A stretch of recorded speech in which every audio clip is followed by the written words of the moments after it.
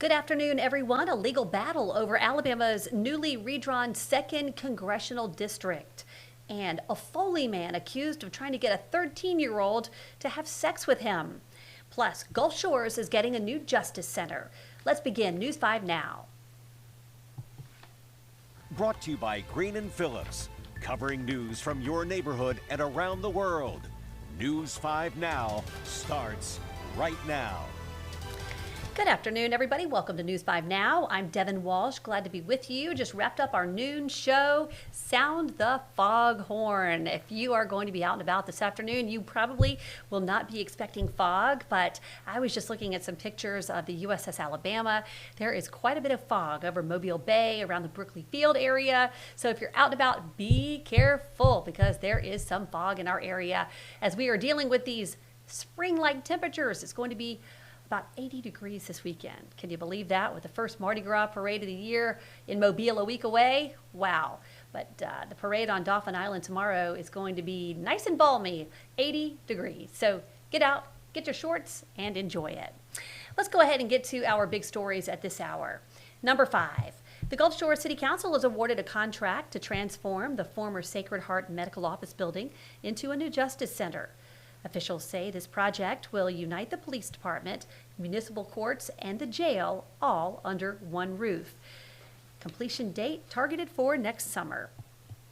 Number 4, the Alabama Department of Public Health is investigating an outbreak of foodborne illnesses linked to oysters.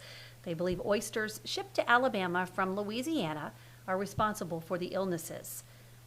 Alabama state health officials are working with the CDC to investigate the outbreak.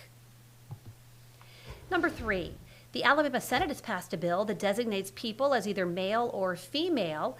Senate Bill 79 defines sex-based terms strictly through biological sex at birth. The Senate now heads to the State House. Number 2, a Foley man is in the Baldwin County Jail accused of trying to get a 13-year-old to have sex with him. 24-year-old Robert Barnett III allegedly messaged the teenager online last month. He faces several charges. And number 1, a legal battle over Alabama's newly redrawn 2nd Congressional District. Organizations that support the current map gathered at Government Plaza today to voice their support ahead of a trial regarding the district map, which created a second black majority district in Alabama. According to Stand Up Mobile, state Republican lawmakers are trying to change the congressional map back to the previous version after Democrat Shamari Figures won the District 2 race in November. The districts were redrawn after an order from the U.S. Supreme Court. And that is a look at our big stories at this hour. All right, now it is time for our question of the day, and it has to do with the Super Bowl. So let's go ahead and get to that. It is this. The Philadelphia Eagles will take on the Kansas City Chiefs Sunday in Super Bowl 59. Guess what the final score will be? Guess what the final score will be? Let me go ahead and scroll down and see what some of you think. 17-31, refs win. That's funny. Austin. Chuck says, depends on how the refs spot the ball every day. I pray they pull out the win. Go Eagles, said Sandra. Christopher says the final score will be what the refs have already determined it to be. Okay.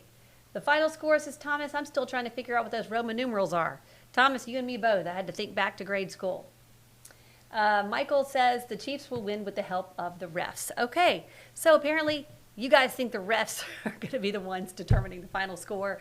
We'll have to see. So hopefully you guys will let us know what you think. I didn't see any actual numbers there, what the final score will be. I kind of want the Chiefs to win, but I don't really have a dog in the fight. So we'll have to see on Sunday what happens. I'm definitely there for the commercials and the halftime show, and a little Taylor Swift, to be honest. More about that than the football.